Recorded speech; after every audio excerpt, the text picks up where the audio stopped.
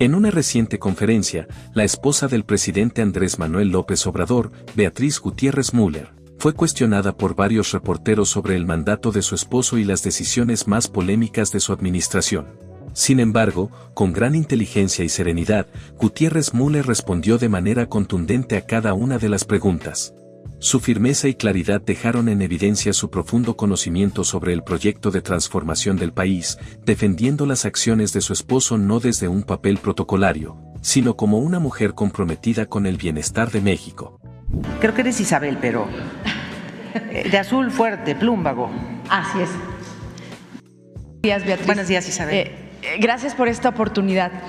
Tú decidiste que no te llamaran primera dama. Me gustaría saber tu balance. ¿Cómo te fue al asumir esa decisión? ¿Te fue mejor que si te hubieran llamado primera dama? ¿Y cómo fue o cómo va a funcionar? Esta es una inquietud, ¿no?, generada por el presidente, a raíz de lo que ha hecho el presidente, él viviendo en la finca de Palenque, retirado, ¿no? ¿Cómo es este sistema? ¿Cómo lo están organizando? Sobre todo cuando hay todavía un menor de edad en crecimiento. Me gustaría saber. Gracias, Isabel. En la campaña del candidato, que es hoy presidente, en mayo, estábamos en Minatitlán y yo hice una locución pública. No había ganado él, pero existía esa posibilidad o sueño.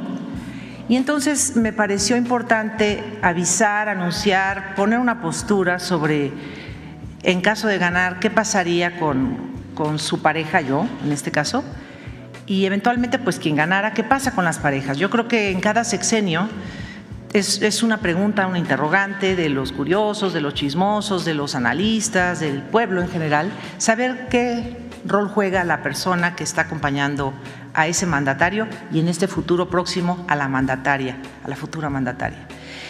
Y yo ya tenía esta idea porque mi esposo fue candidato 3 veces a la presidencia, de hacer algo que en caso de él de ganar yo tenía muy claro, no hacer lo que yo no consideré que era correcto de quienes me habían precedido o podrían preceder en aquel tiempo, porque era mayo y la elección fue en julio, y con eso fui resolviendo bastantes cosas. No les voy a enumerar qué no debía hacer, porque eso creo que es de dominio público, pero yo en aquel tiempo planteé primero empezar a pensar distinto. Pensar es nada más, era un ejercicio de reflexión sobre el espacio público de las mujeres, su presencia en la vida política, en este caso accidental, así me considero, un accidente en la política. Y tercero, dejar atrás ideas rancias, me parece, sobre el papel de las esposas de los presidentes, de los gobernantes, de alcaldes, de diputados, senadores, funcionarios públicos. Y yo dije que por lo pronto la denominación primera dama no me correspondería, pero eso es lo de menos. A mí me pueden llamar como quieran. En la retahíla de elogios y de insultos que he recibido me han llamado de muchas formas. La que quieran está bien para el que la dice. Yo no estoy fijándome en sus epítetos. Pero lo importante son los actos. Y los actos que yo he llevado a cabo creo que van en un sentido distinto, por lo pronto, a lo que pudo haber sido una continuidad del papel de la esposa de un presidente. Me quedo más con los actos propios que me respaldan como una persona convencida de un republicanismo democrático del siglo XXI, en donde el eje son 3 poderes de la República, hay un ejecutivo, el presidente, y nadie votó por su familia, ni por sus hijos, ni por su esposa. La familia debe ser una compañera de esta ruta, la esposa igual, si es que hay, porque a lo mejor el presidente puede ser soltero, viudo, divorciado, homosexual. Tendremos una mujer presidenta y la idea de que su esposo o su esposa, sus hijos, todos tienen que estar en el gobierno con cargos, gastando dinero público, una serie de cosas que reflexionen. Con eso espero haber respondido tu primera pregunta. La segunda tiene que ver con cómo vamos a quedar, ¿no? Exactamente. Después del 1 de octubre. Nosotros somos una pareja, creo que felizmente casada. A ver, ¿sí? Llevamos mucho tiempo juntos, somos una pareja, creo, muy unida, que ha pasado de todo, como todos los matrimonios de este mundo, crisis buenas, malas, regulares, de todo, no hay nada nuevo bajo el sol. Lo que cambia ahora es que él se va a Palenque y es donde él quiere estar, y yo lo he apoyado muchísimo porque él debe estar donde quiere estar, en donde él se sienta muy a gusto, muy feliz, en paz. Yo lo apoyo. Y si ese lugar no fuese Palenque, sino en el corazón de África, en un pueblo, yo apoyo esa moción, porque se merece todo. Es una persona que ha sido un gran mexicano, un mexicano opositor, después gobernante, ha trabajado muchísimo, soy testigo de sus desvelos, desmañanadas, cansancios, bostezos, soy testigo de sus esfuerzos, decepciones, ilusiones, soy testigo en una parte de su vida de todo eso. Se merece mi esposo, que es el presidente, irse a donde quiera ir, que se sienta muy feliz. Yo no lo puedo hacer, aunque vamos a estarnos viendo muy seguido, ¿verdad? No lo puedo hacer porque yo tengo un hijo, tenemos un hijo que es menor de edad y tiene que ir a la escuela, me queda un trabajo, nos queda un trabajo importante con Jesús Ernesto, y estamos ahora en tercero de preparatoria. En pocos meses este muchacho tendrá que decidir qué quiere estudiar, tengo que apoyarlo, tengo que estar con él. Ustedes saben que los menores de edad todavía necesitan un pastoreo, y su presencia, la presencia de sus padres es muy importante.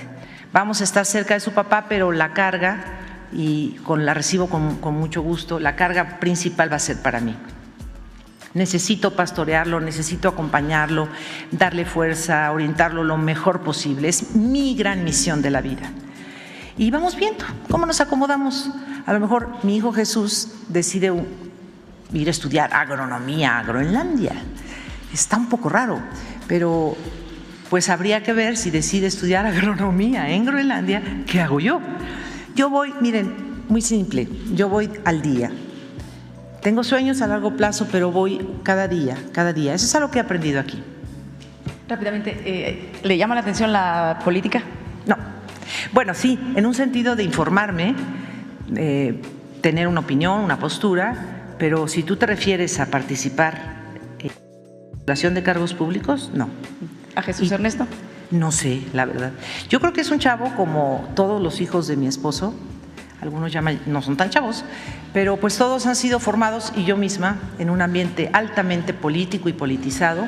Es el tema de muchas sobremesas. Yo me considero muy informada, politizada, tomo partido, me comprometo. No está en mis planes la postulación a ningún cargo público. Lo vengo diciendo desde hace mucho, no es la nota de hoy, Revisa o revisen qué he dicho en años anteriores. No tiene por qué ser así. Incluso no creo que la genealogía familiar nos lleve a todos a ser médicos, o porque el abuelo era arquitecto, todos eran arquitectos. No. Yo ya, mi cuota de participación política social, me dice él que ya la pagué, y yo me siento muy satisfecha, aunque no sea postulada y no pretenda. Esto no quiere decir que no cambie de parecer, en un sentido de que acepto que nunca hay que decir nunca, pero al día de hoy, en este momento, a esta hora, 7:45 de la mañana del 11 de septiembre, mi respuesta es no. Gracias, Beatriz. De nada. A ver, ¿tú? Muchísimas gracias, muy buenos días, doctora. Buenos días, señor presidente. Janet Galindo, de Grupo Transmedia La Chispa.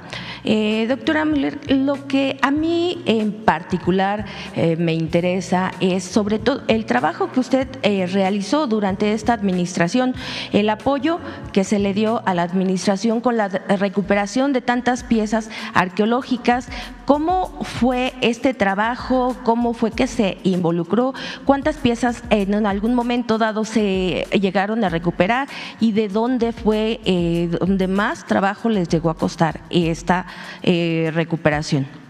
La recuperación de la memoria histórica, que no solo incluye las piezas arqueológicas, la defensa del patrimonio histórico y cultural de México, que es inmenso y que sostiene la grandeza de México no solo en el siglo XXI, sino desde tiempos antes de nuestra era, como le llaman, o antes de Cristo, es muy obvio, es evidente. Yo creo que ya existían esfuerzos desde Porfirio Díaz, incluso, por hacer este trabajo de recuperación.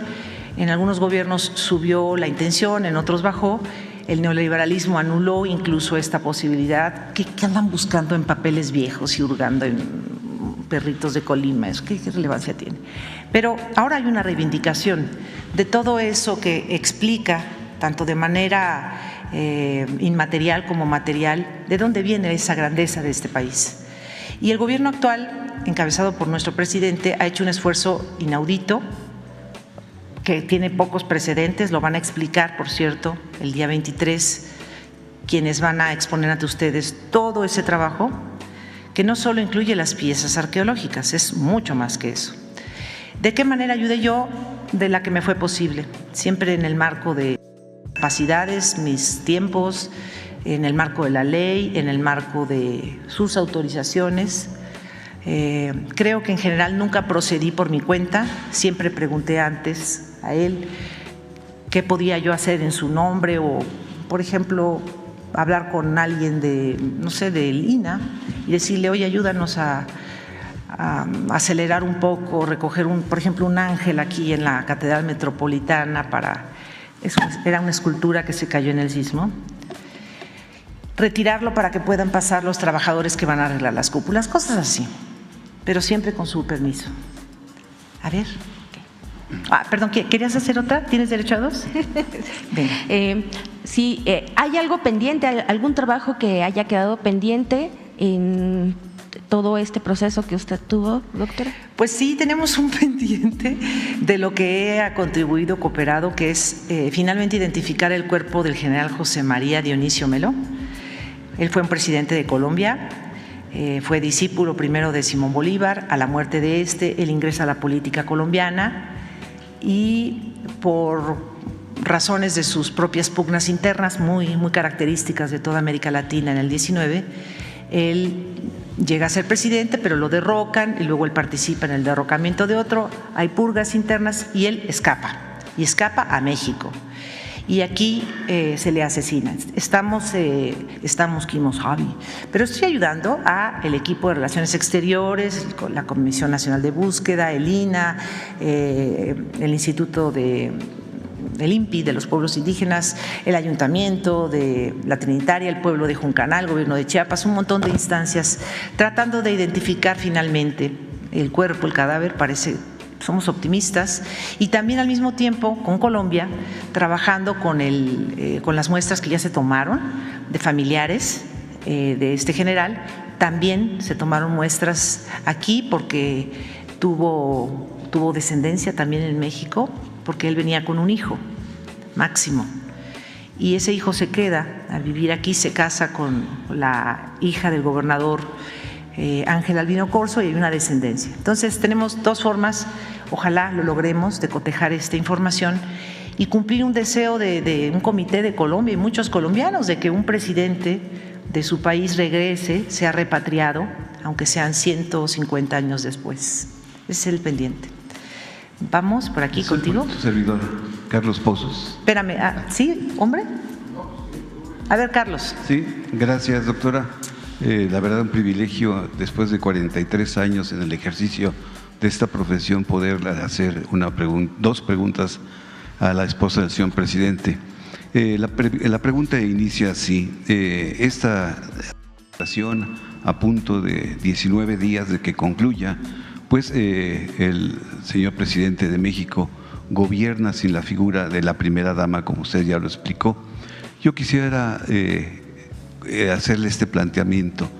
¿Fue difícil para usted como esposa el acompañarle al presidente, toda vez de que hasta su hijo fue criticado y pues con calificativos negativos a su familia y a usted misma? ¿Le fue difícil esta administración a 19 días acompañar al presidente? Sí, sí fue difícil, sí.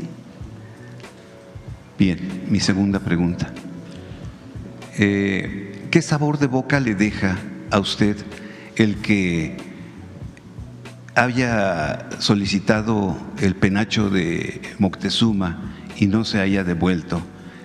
¿qué sabor de boca le deja a usted el haber, por instrucciones del presidente de México, el licenciado Andrés Manuel López Obrador, haberle pedido que ofreciera disculpa al gobierno de España y no se tuvo respuesta ninguna en estos dos casos? Gracias. Pues el sabor de boca es amargo, pero hay que hacer el esfuerzo. A veces las peticiones, deseos o acciones que hacemos en favor de algo que queremos lograr no se logran y queda ese sabor amargo, pero lo que queda es la esperanza de volverlo a pedir. Entonces, ojalá en el futuro tengan más éxito otros gestores o gestoras con el gobierno de Austria para este asunto. Yo me temo, y lo voy a decir abiertamente, que el gobierno de Austria algo esconde con el penacho. No sé si está roto, está reemplazado, algo hay. Eso que lo respondan ellos, por las groserías que le hicieron al gobierno de México cuando lo pidió, a través de mi persona. En el caso de España, yo creo que es justa la petición, está solventada de cabo a rabo la petición de una disculpa a los pueblos originarios. Hay documentos que datan desde la llegada de los primeros españoles en el 1517, bueno, antes probablemente, si se estudia más de manera exhaustiva quiénes fueron los europeos que llegaron antes, bueno, se supone que Hernández de Córdoba. Creo que está sustentada totalmente. Podría decirles que si hay alguien que ha sido un aliado de este perdón, es alguien muy antiguo, llamado Bartolomé de las Casas, quien escribió una brevísima historia de la destrucción de Indias y donde da fe de todo lo que ocurrió, no solo en México, sino en América, que violaba las leyes de entonces, incluso las de la monarquía e incluso las leyes de Indias, ¿no? Las que se empezaron a formar a partir de la conquista. No me extendería, creo que es una petición justa.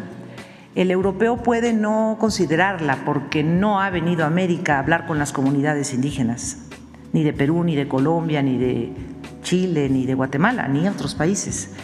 Pero cualquiera que venga con las ganas de escuchar a los pueblos originarios, el agravio persiste y que se ha heredado por generaciones y que no es un asunto político exactamente. Si lo quieren politizar, ese es su problema. Es un asunto histórico de reivindicación de quienes estaban antes que nosotros. Y esto va para España, para Holanda, para Dinamarca, para los países en general conquistadores, colonizadores. Y creo que en muchos países de Europa se ha venido comprendiendo la importancia de esta recuperación de memoria histórica que incluya la reivindicación moral e histórica de estos pueblos, expoliados, humillados. Creo que uno de los países que está ya a la vanguardia de esta acción es Alemania. Alemania ha pedido disculpas ya por robos de piezas de otros países. Inglaterra ha hecho ya devoluciones. Inclusive Inglaterra está haciendo hasta resarcimientos económicos a algunos países de África. Y no es de lo que pasó hace 20 años, hace 200, hace 300. Y llama la atención, en el caso de España, que sí se haya resarcido y ofrecido disculpas a la expulsión de los sefardíes en 1492 y se les haya incluso otorgado la ciudadanía a los descendientes de los sefardíes, que son judíos que vivían en la península ibérica, y los de América, que somos poquito después, unas cuantas décadas, se haya decidido que no y se haya hecho una campaña injuriosa en contra del presidente. Está documentado, es decir, el presidente no ha dicho nada que no esté solventado, tanto en documentos históricos como en los testimonios que les puedan dar los propios indígenas yendo a conocer su opinión. Nosotros, el presidente no quiere un resarcimiento económico porque no es de dinero, es un asunto de dignidad. Y yo creo que cuando se ofrecen disculpas se dignifican las dos partes, el que las da y el que las recibe. Todos nos podemos equivocar. Yo no estoy diciendo que ningún monarca europeo de hoy o algún gobierno de hoy, europeo o de otras latitudes, tenga la culpa de lo que pasó hace 200 años. Pero si hoy esa persona ostenta un cargo y está en su papel dignificar o ayudar a la dignificación y al resarcimiento moral y a otorgar ese valor que tienen, en este caso los pueblos originarios de África, de Oceanía, de América, hará muy bien, es noble. De nada. A ver, de tú. Acá, tú de azul. Es que todos vienen de azul, ¿verdad? Gracias, doctora. Juárez, de Cilinea MX.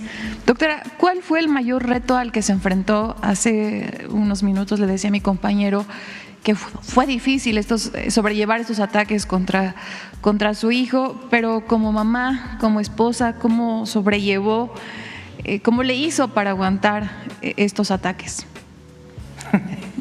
Pues la verdad no es la principal de mis agobios, ¿eh? Mi principal agobio es que yo no soy una persona pública por deseo. Creo que ese fue mi principal reto. No quiero ser pública, nunca en mi vida, a mi edad, me he propuesto ser pública y para mí fue muy difícil estar siendo retratada, auscultada, difamada, aplaudida. No sé, yo no lo pretendo eso, no me lo tengo como objetivo. Vamos a decirlo así y lo confieso, yo tengo pánico escénico. Lo he logrado manejar mucho, con la ayuda de mi esposo, por cierto, pero no he pretendido. Yo es un trauma que tengo trauma así al estilo Sigmund Freud, que tengo como desde los 15 años, por un evento que me pasó. Y lo he logrado remontar. Mucha gente me dice, no se te nota. Y yo les contesto, pues sí, porque lo trabajo en mi mente. Pero yo no me rentaría para ser persona pública. Eso va pegado a lo otro, al volverte persona pública, incluso contra mi propia voluntad. El tema de que anden hablando que si camino chueco, que si mi hijo no sé cuánto, pues es molesto, pero también se va aprendiendo a untarse mantequilla en el cuerpo y a que esas cosas vayan resbalando. Gracias, doctora. Y como mujer, ¿cómo siente que en unos días pues una mujer sucederá a su esposo como presidenta de México? ¿Qué opinión tiene sobre la doctora Claudia Sheinbaum? ¿Qué siente usted? ¡Qué bien! Es un gran acierto del pueblo de México.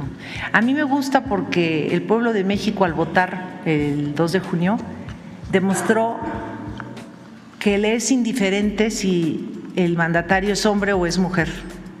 Y eso habla de un nivel de evolución superior al que ustedes imaginan. Qué bueno que en México ya no se tenga que votar por alguien que está bonita o feo, o está gordo o está delgadito y parece Barbie. Eso ya es secundario. Y si es Claudia u otra mujer, vamos a suponer un escenario distinto, se votó por las habilidades, por las capacidades puestas, sin tomar en cuenta el sexo o la orientación sexual. Porque incluso en México, bueno, pues a cómo vamos, puede ya existir un presidente en el futuro que sea homosexual. ¿Por qué no? Porque lo que importa no es qué hacen las noches el señor o la señora. Lo que importa es qué compromisos adquiere con el pueblo de México y que los cumpla. Y eso es lo importante. Sobre en particular ella, estoy muy contenta porque la conozco y aunque no la conociera, creo que al escucharla, al percibir lo que ella expresa y cómo lo expresa, a mí me da mucha confianza. Yo creo que ella viene también de la lucha democrática y por la justicia en México, y lo que va a hacer ella es ser congruente, seguramente. Me alegra mucho porque también en mayo del 2018, cuando propuse desterrar la idea de la primera dama, también dije que las mujeres sabemos decir y hacer las cosas de manera diferente. Y yo creo que ella, por ser mujer, nos va a ratificar eso. No es que yo sea originaria en la propuesta, pero somos nosotras, aquí Isabel, aquí están varias mujeres, nosotras lo hacemos distinto. No es mejor o peor, lo hacemos distinto. Y eso va a ser muy emocionante de ver. Y le deseo todo el éxito. Como escribí en una publicación, yo seré para ella como presidenta una leal escudera. Gracias. A ver, tú. Gracias, buenos días. Shaila Rosagel, corresponsal del Grupo Gil y El Imparcial de Sonora, La Crónica de Mexicali y Frontera de Tijuana. Preguntarle cuál es el balance que hace de estos 6 años del gobierno de su esposo, el presidente AMLO, es en un primer punto, y también preguntarle en qué aspecto se considera se debe de seguir trabajando para que México avance más. Bien, pues mi balance lo dividiría en 2 partes, en lo material y en lo inmaterial. Lo material ya lo conocen, aquí se informa, es una obligación de un ejecutivo, de un diputado, de un juez, de un ministro, informar, rendir cuentas. Y él ya ha hablado aquí mucho sobre trenes, carreteras, caminos, ya lo saben. Yo me voy a referir a lo inmaterial. No tiene precio, lo que no necesariamente se tiene que gastar en monetario. El trabajo que el presidente nos deja es formidable desde mi punto de vista por su valor moral y por la gran cauda de valores que nos deja como mexicanos. Por ejemplo, el de la perseverancia. El que quiere algo en la vida realmente va a caer una vez, se levantará, una segunda, una tercera, una enésima caída y se levantará para lograr su sueño, su meta, su utopía. Eso creo que es algo que él nos ha enseñado con creces. La segunda cosa inmaterial que ponderaría es el valor que nos ha vuelto a dar a los mexicanos. El pueblo de México es lo más valioso de este país. Somos el país. Si nuestro territorio es muy chiquito o muy grande, es lo de menos. Cada habitante de este país, cada mexicano y cada mexicana es valioso, es grandioso. Y esta reivindicación no solo de los indígenas mexicanos, sino de todos los que hoy estamos aquí habitando este territorio, y el valor y la fuerza que nos ha dado para defender nuestras posturas, expresarnos libremente y demás derechos que tenemos, lo considero algo sumamente valioso. Nos ha devuelto el poder. Nos ha devuelto el poder. El poder radica en el pueblo, dice la Constitución, y creo que él lo ha hecho valer. Y la tercera es su buen humor. Creo que a pesar de los pesares de la vida y de todas las tensiones que se han vivido durante no solo el gobierno, sino desde que estamos juntos, pues también hay que darle una dosis de humor y reírse un poco, y creo que esto es un aprendizaje también. O sea, no hay que ser tan dramáticos, no hay que ser enojones, hay que reírse un poco, es que si no, no salimos adelante. Así que tómense la vida con humor también, con la seriedad y desde luego la cordura que requiere el momento que les toca vivir. Pero no dejen de reír y no dejen de tener buen humor y echarse sus chascarrillos, también reírse de uno mismo y tratar de sobrellevar. Así que yo agradezco mucho esa parte del humor de mi presidente. Por lo pronto te diré esas 3. A ver, ¿tú? Le pregunté también en qué aspecto considera se debe de avanzar. Empoderar al pueblo más todavía más. Creo que tú vas acá en la primera fila, ¿no?